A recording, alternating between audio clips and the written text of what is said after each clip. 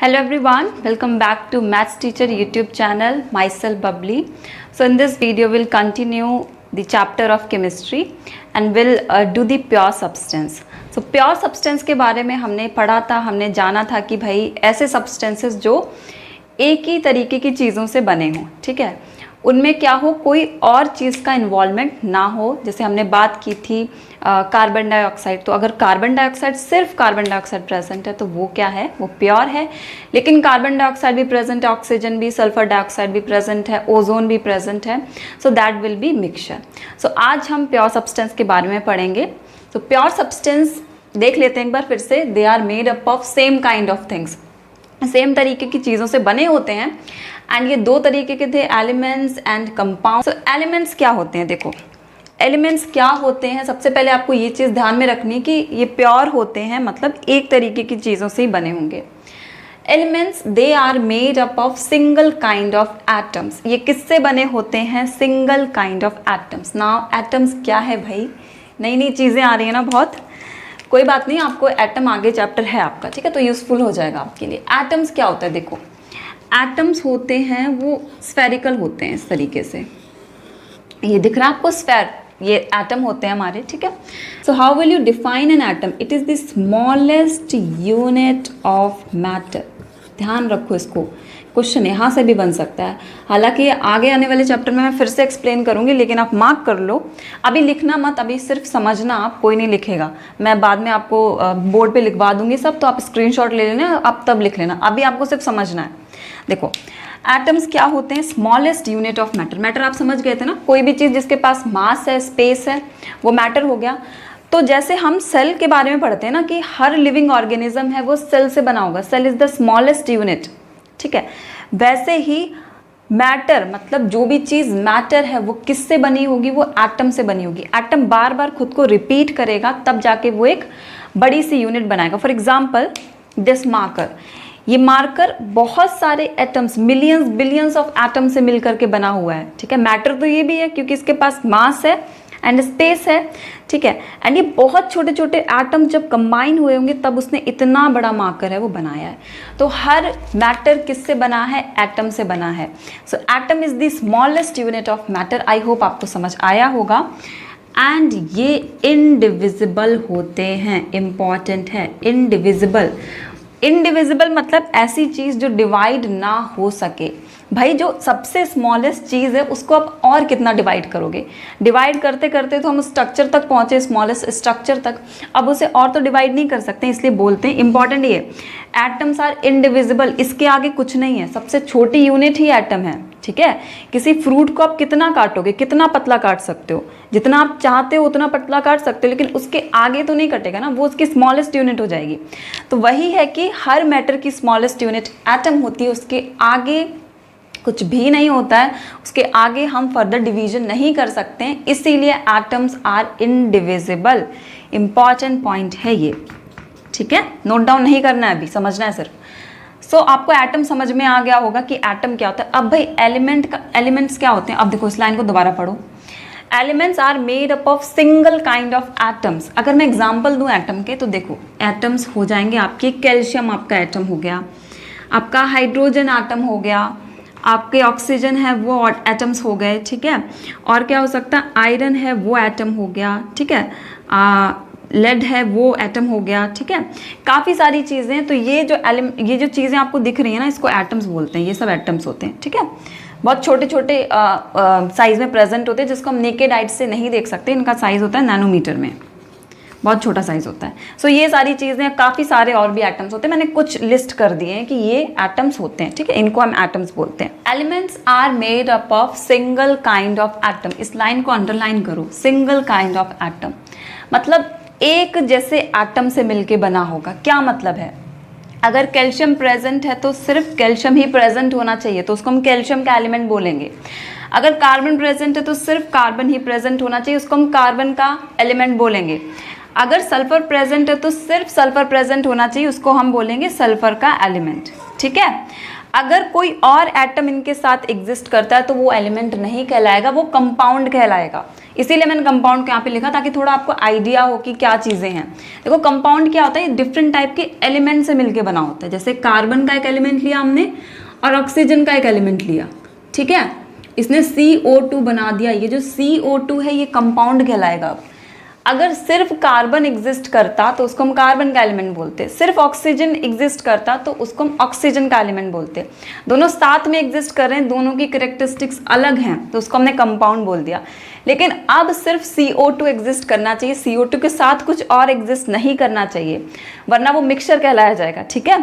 Only if CO2 is being existed then it is pure substance, that is compound. So चीज़ें clear रखनी है आपको ध्यान में, सब चीज़ रिलेटेड है एक दूसरे से, ओके। सो ये आपको समझ आ गया होगा एलिमेंट का मतलब क्या होता है। एटम अलग चीज़ है। एटम क्या है, एटम सबसे स्मॉलेस्ट यूनिट है हमारी मैटर की, वो कंबाइन हुए, उन्होंने क्या किया, उन्होंने एलिमेंट बनाया। इसको आप एग्जाम्पल से समझ सकते हो। आप एक बुक का एग्जाम्पल ले सकते हो, नोटबुक का।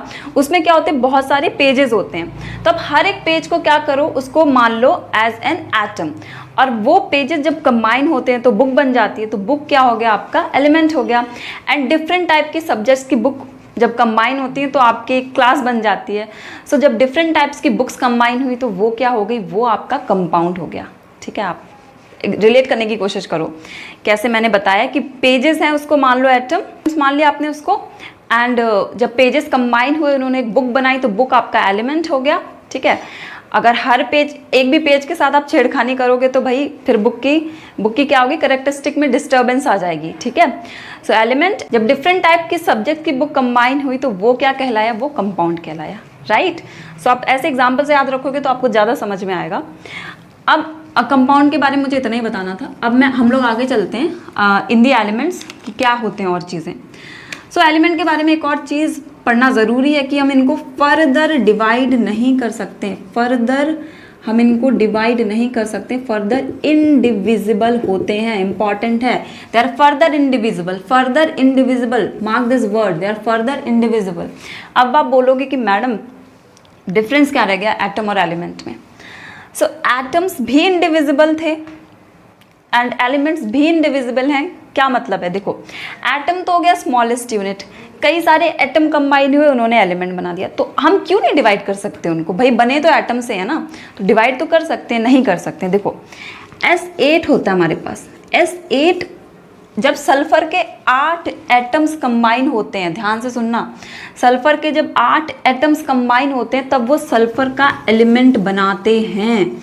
अगर इसमें से आपने एक भी एटम निकाल लिया ना तो क्या होगा, उसकी कैरेक्टरिस्टिक में फ़र्क पड़ेगा, उसकी आइडेंटिटी ही नहीं रहेगी, ये एग्जिस्ट ही नहीं करेगा, तो भाई एलिमेंट कहोगे किसको, ठीक है। उनकी एक अलग आइडेंटिटी, अलग कैरेक्टरिस्टिक होती है। सल्फर के 8 एटम्स कंबाइन हुए तब उन्होंने सल्फर का एलिमेंट बनाया। कार्बन के 4 एटम्स जब कंबाइन हुए तो उन्होंने कार्बन का एलिमेंट बनाया, ठीक है। हम इसके आगे इसको डिवाइड नहीं कर सकते हैं, इस तरीके से अरेंज होंगे कुछ, let me show you here, इस तरीके से कुछ अरेंज होंगे ये, इस तरीके से। एक भी कार्बन हट गया इसकी एग्जिस्टेंस ही खत्म हो जाएगी, इसकी जो आइडेंटिटी है वही खत्म हो जाएगी, इसीलिए बोलते हैं इनको हम फर्दर डिवाइड नहीं कर सकते हैं, ठीक है। एटम अलग चीज़ है, एलिमेंट अलग चीज़ है। एटम जब मिले तो एलिमेंट बनाया, एलिमेंट जब मिले तो उन्होंने क्या किया, कंपाउंड बनाया। सो चीज़ें क्लियर रखनी है, ठीक है, क्या चीज़ है क्या नहीं है। अब अगर आपने समझ लिया तो अब मैं व्हाइट बोर्ड पे लिखूंगी एंड आप उसको अब नोट डाउन कर लेना। So yes, now you can note it down, ठीक है। आप इसको नोट डाउन कर लीजिए। यहाँ पे यहाँ से मुझे और समझाना है। Elements can B solid, liquid और गैस। एलिमेंट्स किसी भी फॉर्म में हो सकते हैं, सॉलिड, लिक्विड या गैस फॉर्म में। सॉलिड फॉर्म क्या होता है, सॉलिड फॉर्म में क्या क्या हो सकते हैं, जैसे कि कॉपर एलिमेंट हो गया हमारा, ठीक है। कॉपर की बॉटल आपने देखी है ना, तो वो सॉलिड होती है, तो कॉपर का एलिमेंट हो गया, ठीक है, वो सॉलिड हो जाएगा। और क्या हो सकता है, सिलिकॉन हो गया, वो भी सॉलिड हो गया, ठीक है। लिक्विड में क्या हो गया आपका, जो क्लोरीन वगैरह है वो लिक्विड में आ जाता है, ठीक है। एंड गैस की बात करें तो बहुत सारी गैसेज हैं, जैसे ऑक्सीजन हो गई, ठीक है, नियॉन हो गई, अर्गन हो गई, और ओजोन हो गई हमारी, ठीक है, हाइड्रोजन हो गई, ये सारी गैसेज हैं। So elements can be existed in any form, किसी भी फॉर्म में एग्जिस्ट कर सकते हैं। And elements are of 3 types on the basis of their properties: metals, non-metals and metalloids. तो अब हम इनके बारे में पढ़ेंगे। It's only single T, ठीक है, इसको ठीक कर लेना, metalloids, single T and double L, single T and double L, ठीक है, METALLOIDS, ओके। इनके बारे में पढ़ेंगे, बट उससे पहले आप एक क्वेश्चन का आंसर दीजिए कि ऐसी कौन सी चीज़ें हैं जो नॉन मैटर होती हैं, जो मैटर नहीं कहलाती हैं, आपको लिस्ट डाउन करनी है in the comment section. So now coming to the types of elements. Types of elements कितने तरीके के थे elements? On the basis of their properties, अपनी प्रॉपर्टीज के हिसाब से उनको हमने 3 पार्ट्स में या 3 टाइप्स में कैटेगराइज किया है। First is metals, second is non metals and third is metalloids. तो ये तीन टाइप के ही क्यों हैं? क्योंकि इनकी करेक्टरिस्टिक्स या इनकी प्रॉपर्टीज एक दूसरे से अलग है, ठीक है। मेटल्स कुछ प्रॉपर्टी शो करते हैं जो नॉन मेटल्स नहीं शो करते हैं, ठीक है। नॉन मेटल्स वो प्रॉपर्टी शो करते हैं जो मेटल्स शो नहीं करते हैं। तो देखते हैं कि भाई प्रॉपर्टीज या करेक्टरिस्टिक्स कौन कौन सी हैं जिसकी वजह से ये 3 टाइप्स में या 3 पार्ट्स में डिवाइडेड हैं। So starting from the metals, metals की हम सबसे पहली प्रॉपर्टी लेके चलते हैं कि metals are malleable. Malleable important शब्द है, metals are malleable.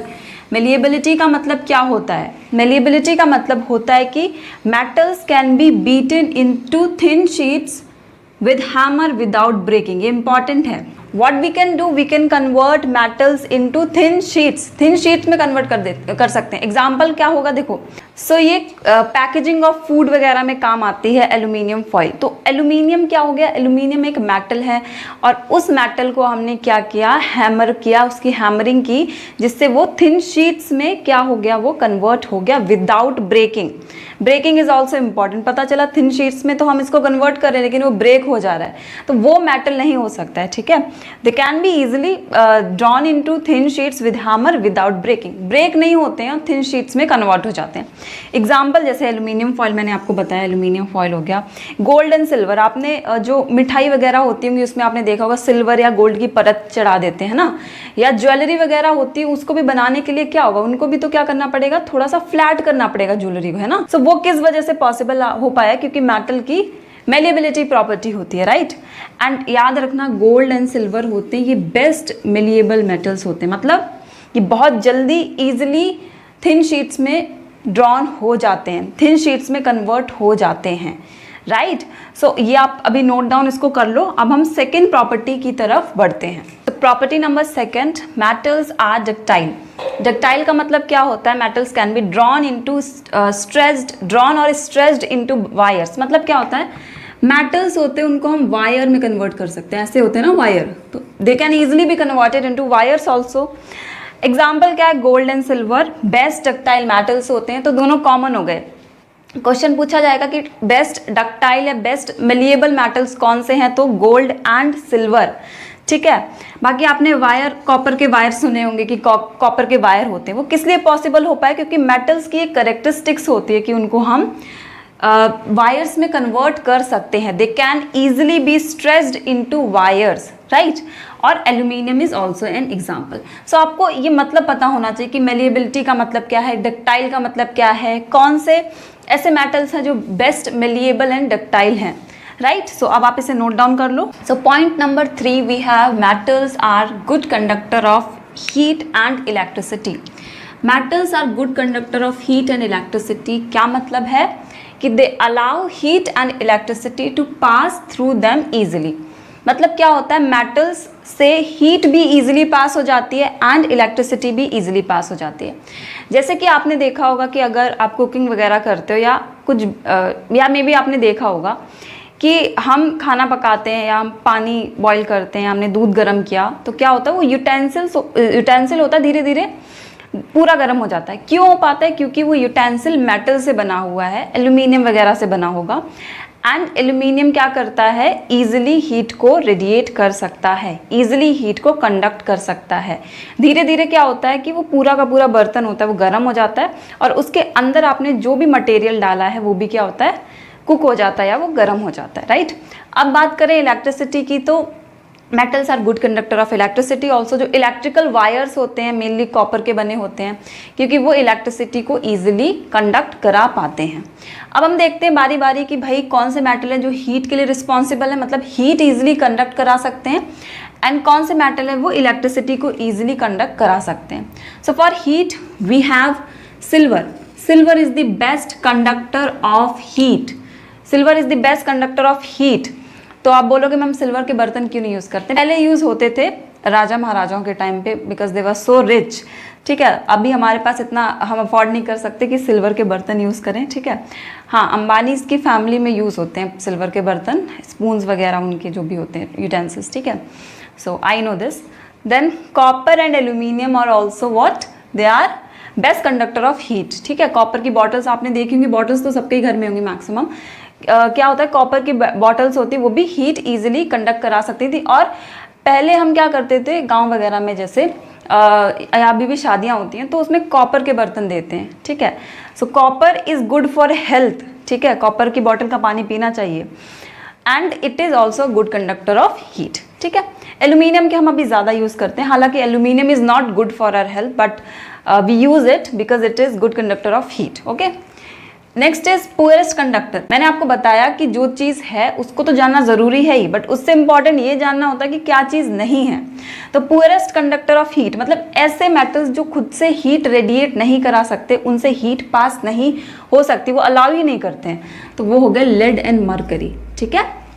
Next is for electricity. Electricity देख लेते हैं कौन से मेटल्स हैं जो इलेक्ट्रिसिटी इजीली कंडक्ट करा सकते हैं। So silver again is the best conductor of electricity. Why we are not using silver wires, because it is so expensive. And gold भी बहुत अच्छा मेटल है for conduction of electricity. Aluminium and copper, mainly we use copper wires, आपने सुना होगा copper wires हम use करते हैं। So they are best conductor of electricity. Moving towards the point number 4, we have metals are lustrous and can be polished. Lustrous means they have shiny surface. आपने देखा होगा जैसे गोल्ड एंड सिल्वर की jewellery mainly बनती है क्योंकि वो क्या होते हैं, लश्यरस होते हैं, वो शाइन करते हैं बहुत ज़्यादा, ठीक है। एंड उनको हम पॉलिश्ड भी करा सकते हैं। आपने देखा होगा कि गोल्ड ज्वेलरी होती है, सिल्वर होती है, वो कुछ टाइम के बाद थोड़ी सी डल हो जाती है, तो हम उसकी पॉलिशिंग भी करा सकते हैं। So they are lustrous and can be polished. Example gold and silver which are use for making jewellery purpose and copper, ठीक है, कॉपर वगैरह हो गया आपका. सो अब आप इसको नोट डाउन कर लो. Point number 5 we have metals are generally hard and they can not be cut by knife. जैसे कि एल्यूमिनियम का बर्तन, आप उसको लो और उस पर नाइफ चलाओ, क्या आप उसको काट सकते हो? वो नहीं कटता है, ठीक है. एंड आप कॉपर की बॉटल भी ले सकते हो, तो वो भी क्या होता है, वो भी इजीली नहीं कटेगा. सो क्या कहने का मतलब है, metals are hard, they are hard and they can not be cut by knife. Knife से नहीं कट सकते हैं, right. Exceptions are there. There are some metal which can be cut by knife. Again very very important, ये point याद रखना ज़रूरी है. मैं नेक्स्ट लेक्चर में क्वेश्चन पूछूंगी इससे, सो आप याद रखो. क्या है exception? Sodium and potassium. Sodium and potassium ऐसे मेटल्स होते हैं जो सॉफ्ट मेटल कंसिडर किए जाते हैं. ये बहुत सॉफ्ट होते हैं and they can be cut through knife. Means they, ये जो प्रॉपर्टी है ना मेटल्स की, that they are generally hard. Sodium and potassium इसको फॉलो नहीं करते हैं. ये सॉफ्ट मेटल्स होते हैं और इनको हम नाइफ से कट कर सकते हैं. इंपॉर्टेंट पॉइंट है. नेक्स्ट लेक्चर में मैं क्वेश्चन पक्का पूछूंगी इससे. और अगर मैं बात करूं कि आप बता दो हार्ड मेटल्स कौन से होते हैं, तो वो मैंने एग्जांपल पहले दे दिया. कॉपर हो गया आपका, आयरन हो गया या एल्यूमिनियम. आयरन भी आप नाइफ से नहीं कट कर सकते हो, राइट. नेक्स्ट है हमारे पास property, metals are usually strong. They are strong and they have high tensile strength. क्या मतलब है इसका? They are usually strong and have high tensile strength means they can hold large weight without breaking. Tensile strength का मतलब यही होता है कि भाई जितना ज़्यादा वजन है उतना वो होल्ड कर सकते हैं, लेकिन वो ब्रेक भी नहीं होंगे, ठीक है. कुछ चीज़ें क्या होती है कि ज़्यादा वजन होल्ड नहीं कर सकती है, वो ब्रेक हो जाती हैं. लेकिन मेटल्स क्या होते हैं, वो लार्ज क्वांटिटी ऑफ वेट को होल्ड कर सकते हैं एंड ब्रेक भी नहीं होते. बट उनका भी एक डिफाइंड, हम बोल सकते हैं, अमाउंट होता है, डिफाइंड नंबर होता है, डिफाइंड वैल्यू होता है कि इससे ज़्यादा वो होल्ड नहीं कर सकते. जैसे कि लिफ्ट होती है आपकी, लिफ्ट में आपने देखा होगा कि वहाँ पे लिखा रहता है कि भाई इतने केजी से आगे लिफ्ट होल्ड नहीं कर सकती. इतने केजी का सामान या इतने केजी के पर्सन है वही लिफ्ट में आ सकते हैं, ठीक है. सो हर एक मेटल की अपनी अपनी टेंसाइल स्ट्रेंथ होती है कि वो कितना लार्ज वेट है वो होल्ड कर सकते हैं, ठीक है, विदाउट ब्रेकिंग. सो ये ऐसा नहीं कि कितना भी होल्ड कर सकते हैं, ठीक है. हर मेटल की अलग अलग टेंसाइल स्ट्रेंथ होती है. एग्जाम्पल क्या है? एग्जाम्पल इसके कॉपर एंड आयरन है, ठीक है. जैसे आपने देखा होगा आयरन रेलवे ट्रैक्स में यूज़ होता है, ठीक है. एंड कितनी भारी ट्रेन है वो उससे निकल जाती है, वो ब्रेक भी नहीं होता है. ब्रिजेस वगैरह में जो आयरन है वो यूज़ होता है, ठीक है. सो ये है. And sodium and potassium again exception है. Sodium and potassium are soft metal. Sodium and potassium are soft metal, so इसीलिए उनकी लो टेंसाइल स्ट्रेंथ होती है, वो इजीली ब्रेक कर जाते हैं।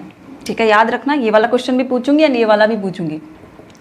Sodium and potassium are soft metal, that's why they can easily be cut by knife and they can easily be broken down. They are not that much strong, they have low tensile strength.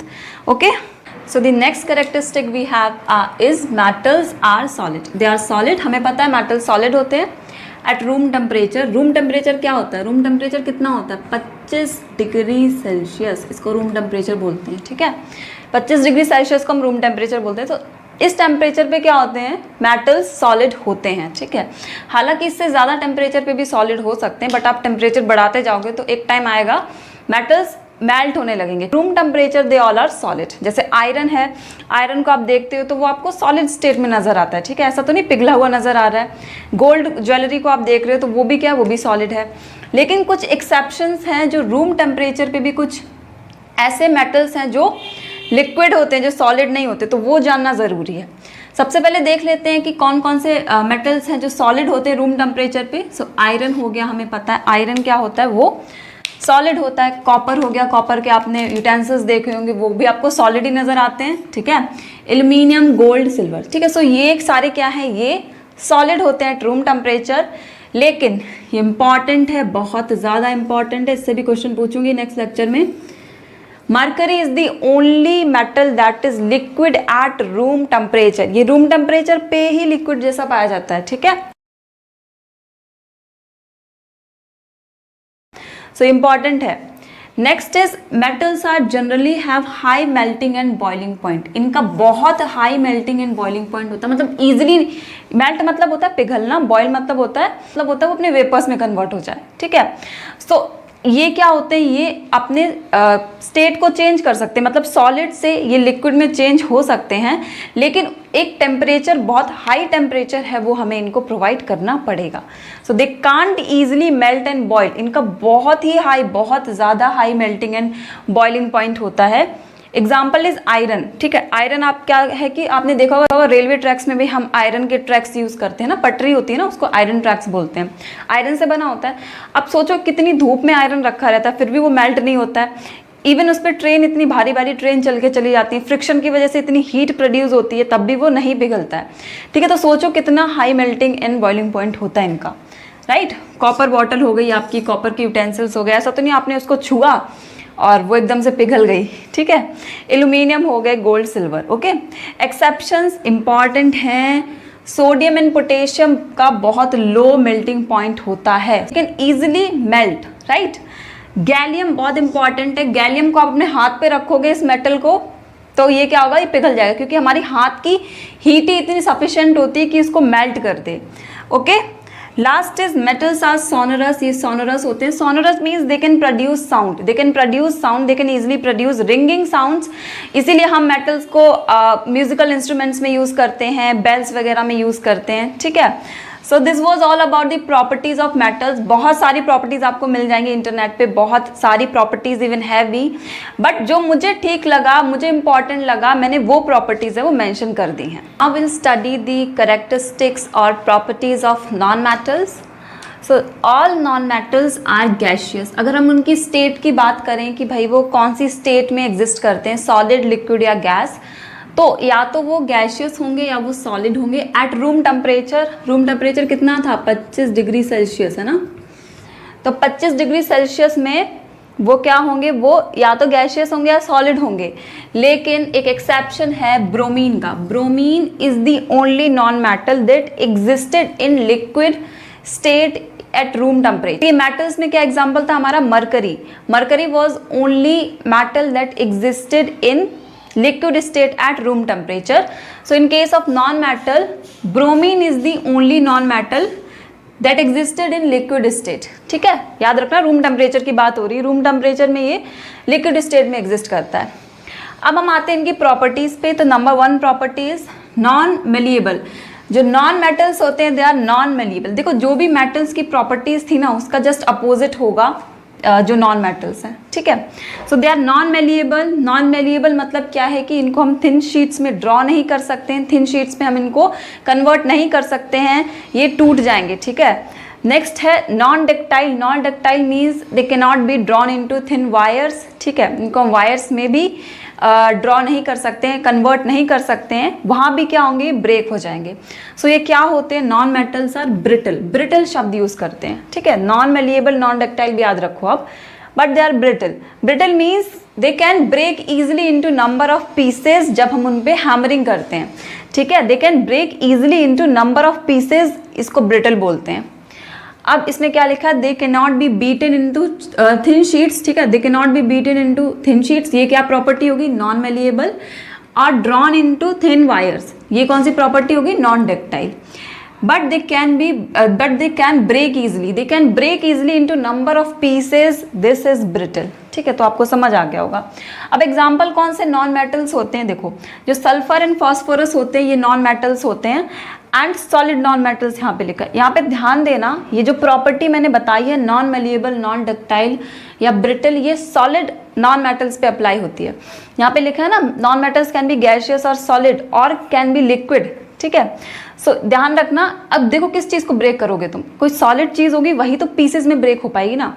पानी मान लो, एक पानी liquid है, ठीक है, उस पर आप कितने भी हथौड़े मारो वो टूट सकता है नहीं ना, कोई सॉलिड चीज़ होती है वही टूट सकती है। तो सॉलिड नॉन मेटल्स की इस वाले पॉइंट में बात हो रही है कि sulphur and phosphorus are the solid non metal and they can easily be broken into number of pieces during hammering, okay। Next है हमारा बैड कंडक्टर। जैसे हमने बोला था ना, metals are good conductor of heat and electricity, so non metals are bad conductor of heat and electricity. इनसे heat और electricity pass नहीं हो सकती है, so they do not allow heat और electricity to pass through them, ठीक है, इतना हमें समझ में आ गया। And they are insulators. जैसे मेटल्स होते हैं वो कंडक्टर्स होते हैं, वो ईजिली हीट एंड इलेक्ट्रिसिटी को कंडक्ट कर सकते हैं, लेकिन नॉन मेटल्स इंसुलेटर्स होते हैं। इंसुलेटर्स क्या होते हैं आपको पता है, जो हीट और इलेक्ट्रिसिटी, मेनली हम इलेक्ट्रिसिटी की बात करते हैं, उसको अपने से पास ना होने दें, ठीक है। They do not allow heat और electricity to pass through them, they are insulators, okay. Example sulphur and phosphorus, यही लेके चलते हैं अभी। Sulphur and phosphorus the bad conductor of heat and electricity, ठीक है। एक्सेप्शन इंपॉर्टेंट है, diamond and graphite. Diamond and graphite both are non metals and are good conductor of heat and electricity, बहुत important है। Diamond and graphite non metal होने के बावजूद भी क्या है, they shows the characteristics of metals, they are good conductor of heat and electricity. Graphite क्या होता है, देखो डायमंड तो आपको समझ आ गया, ग्रेफाइट क्या होता है, आपने सेल देखा होगा, बैटरीज होती है ना, जैसे टॉर्च वगैरह में सेल डालते हैं, ठीक है, इस तरीके से कुछ होता है ना, राइट। तो सेल आपको तो इस तरीके से नजर आता है, लेकिन इसके इंटरनल एक स्ट्रक्चर होता है, मतलब इसके अंदर एक स्ट्रक्चर पाया जाता है, एक रॉड टाइप की पाई जाती है, इसको हम ग्रेफाइट बोलते हैं। ब्लैक कलर की होती है, मैंने ग्रीन कलर की बना दी, ग्रीन की नहीं होती, ब्लैक कलर की होती है, ठीक है, ये ग्रेफाइट होती है। Graphite is a good conductor of heat and electricity, या हम कहें कि इन केस ऑफ बैटरी हम इलेक्ट्रिसिटी की बात करते हैं। Graphite is a good conductor of electricity, that's why इसको हम सेल्स या बैटरीज में यूज करते हैं। ब्लैक कलर का होता है स्ट्रक्चर, सेल के बिल्कुल बीच में पाया जाता है, राइट। सो अब आप इसको नोट डाउन कर लो। Point number third, non metals are non lustrous. Non lustrous क्या है, सिंपल है, मेटल्स का उल्टा कर दीजिए, इनकी जो सरफेस होती है वो शाइनी नहीं होती, वो शाइनी नहीं होती, वो डल होती है, ठीक है। दे हैव डल सरफेसेस, वो शाइन नहीं करती है। एग्जाम्पल क्या हो गया, सल्फर एंड फॉस्फोरस, ये आपके एग्जाम्पल हो गए, कॉमन एग्जाम्पल। आप बोलोगे मैम इसके अलावा कुछ नहीं होता है क्या, इसके अलावा बहुत सारे नॉन मेटल्स हैं, बट आपके जो एनसीईआरटी बुक में गिवन है मैं वही लेके चल रही हूँ, फालतू में क्या होगी, कन्फ्यूजन क्रिएट होगी। एक्सेप्शंस मतलब ऐसे कौन से नॉन मेटल्स हैं जो शाइनी सरफेस को रखते हैं, मतलब उनके पास शाइनी सरफेस होती है। सो इम्पॉर्टेंट है iodine. Iodine have lustrous surface, it has shiny surface, okay. Next, they are soft, ये सॉफ्ट होते हैं and can easily cut by knife, knife से ईजिली हम इनको कट कर सकते हैं, जैसे सल्फर एंड फॉस्फोरस, इनको हम ईजिली कट कर सकते हैं नाइफ से।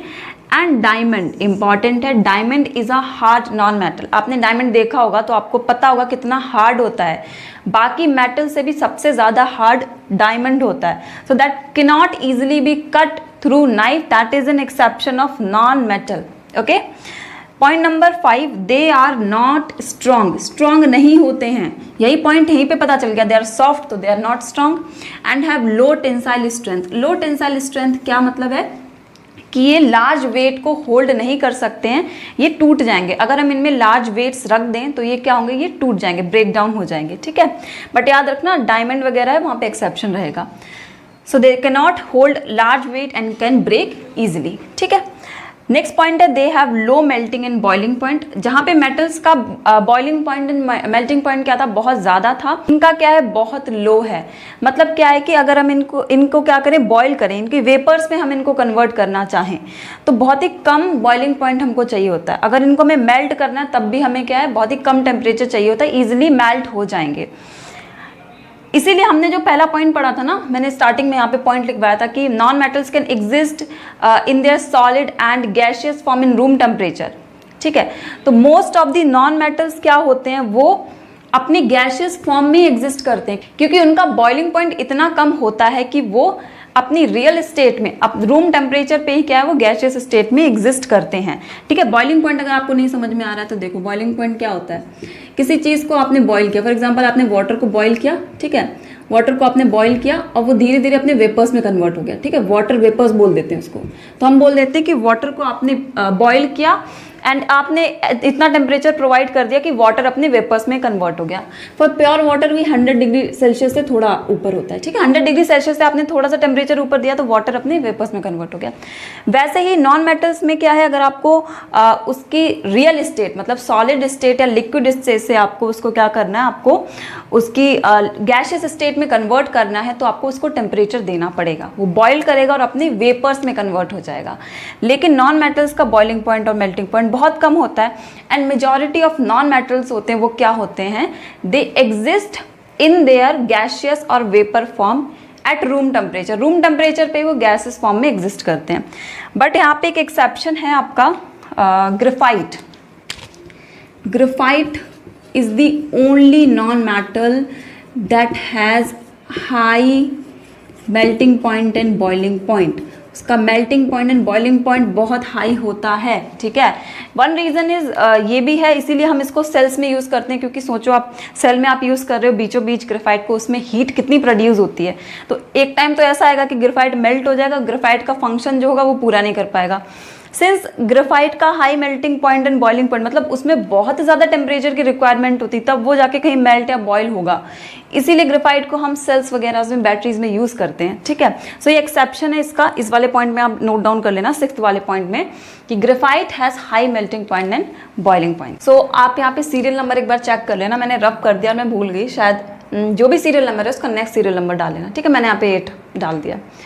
They are non sonorous, non sonorous मतलब क्या है, रिंगिंग साउंड प्रोड्यूस नहीं करते हैं ये, ठीक है। इनकी सरफेस डल होती है और वो कोई साउंड प्रोड्यूस करने के लायक नहीं होती है। दे एग्जिस्ट इन ऑल 3 स्टेट, हमने पहले ही स्टेटमेंट देखा था कि दे सॉलिड, लिक्विड एंड गैस में एग्जिस्ट करते हैं eight room temperature, room temperature की बात कर रही हूँ, जबकि मेटल्स क्या थे, वो सॉलिड एंड लिक्विड स्टेट में एग्जिस्ट कर रहे थे एट रूम टेम्परेचर, ठीक है। But they existed in all 3 states. देख लेते हैं कौन सी स्टेट में कौन कौन से नॉन मेटल्स हैं, जैसे कार्बन, सल्फर, फास्फोरस, ये सॉलिड स्टेट में एग्जिस्ट करते हैं, ठीक है। एंड ब्रोमीन एक्सेप्शन था, यही सिर्फ एक नॉन मेटल है जो कि किस में एग्जिस्ट करता है, जो कि लिक्विड स्टेट में एग्जिस्ट करता है एट रूम टेम्परेचर।